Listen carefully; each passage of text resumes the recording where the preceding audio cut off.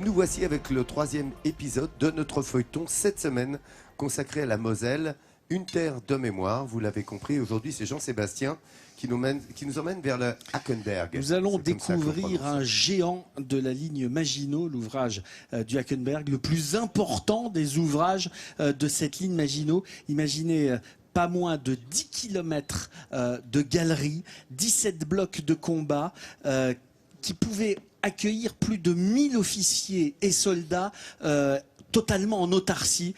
C'est une visite fascinante, époustouflante, bouleversante. Quand on vous explique les moyens qui ont été développés pour construire cet ouvrage du Hackenberg, et elle est passionnante grâce à de vrais passionnés.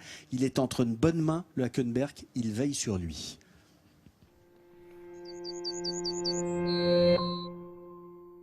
Au petit matin, la campagne mosellane est calme. Pas un bruit, si ce n'est le chant des oiseaux. Pourtant, il y a 74 ans, ici même, les tirs de mitrailleuses résonnaient et les obus sifflaient avant d'exploser. Un peu partout, des tourelles sortaient de terre comme des champignons. Sur des kilomètres carrés, la Seconde Guerre mondiale a laissé son empreinte dans le paysage. Le Hackenberg n'est pas un ouvrage comme les autres. 10 km de galeries souterraines sur 160 hectares, avec une locomotive pour se déplacer à l'intérieur. Un ouvrage immense, démesuré, qui pouvait accueillir 1500 soldats. Une sorte de monstre souterrain qui sait trouver des protecteurs comme Roland. L'état général de l'atelier, ça n'a pratiquement pas bougé par rapport à 70-80 ans en arrière. Et pour maintenir l'atelier tel qu'il était, on travaille de la même façon qu'ils travaillaient donc à l'époque. Avec leur même matériel, les mêmes clés, c'est toujours d'époque. Les outils sont à l'image de la forteresse, totalement démesurés. En prendre soin, savoir les utiliser, cela fait partie du travail de sauvegarde de Roland. Car ces outils lui permettent de faire fonctionner les moteurs de l'usine. Cette centrale électrique peut couvrir la totalité des besoins du Hackenberg. De quoi en fait alimenter une petite ville. Ça fait quand même plus de 70 ans que les moteurs tournent et on les maintiendra et ça tournera encore. Pas très loin de l'usine de Roland se trouve le musée. Et là, c'est le domaine de Jean-Michel.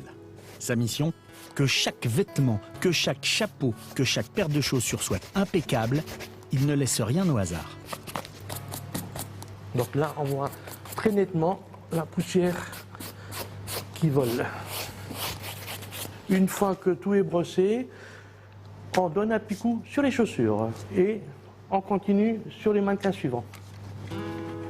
Protecteur d'un patrimoine avec pour seules armes son chiffon et une brosse, Jean-Michel participe à sa manière au devoir de mémoire. Parce que sinon, pour les jeunes générations, la mémoire se perdrait. J'ai toujours été attiré par l'histoire. Lorsque j'ai pris ma retraite, j'ai rejoint l'association.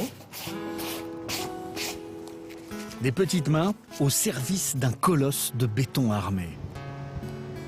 Jean-Michel est ici le garant de la conservation de tous ces uniformes qui ont connu la guerre. Et partout dans le Hackenberg, on s'applique avec tout autant de cœur. Par exemple, ici, Bernard maintient en état les monts de charge. Voilà, ici on est au bloc 8 et on vient faire l'entretien des monts de charge. L'ouvrage du Hackenberg a trouvé des anges gardiens, des bénévoles qui donnent de leur temps, de leur énergie pour préserver ce patrimoine unique. Le principal, c'est d'avoir rempli le devoir de mémoire. On conserve le matériel de l'époque et on le fait fonctionner comme à l'époque. Donc les gens ont bien la sensation et la notion de ce que c'était le bruit, le fonctionnement et la vie à l'intérieur d'un fort.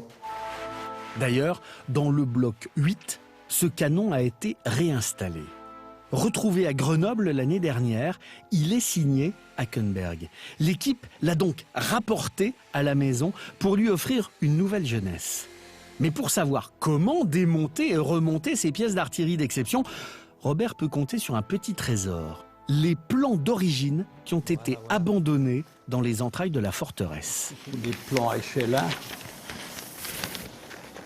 Donc, quand on veut reconstituer, par exemple, ce type de matériel, ben, on a le plan très détaillé, très précis. Et on a même des plans, c'est des véritables reliques. Ce sont ces plans-là qui sont les plans, je dirais, d'origine avec lesquels on a construit la ligne Maginot. Et c'est ainsi que les gardiens du Hackenberg le maintiennent en état. Même les différentes locomotives sont entretenues sur place, car rien n'est trop beau pour ce colosse où la démesure et la grandeur sont les maîtres mots. Le Hackenberg, ouvrage de défense, d'artillerie, est considéré comme le plus gros de tous les ouvrages de la ligne Maginot, qui est resté infranchissable.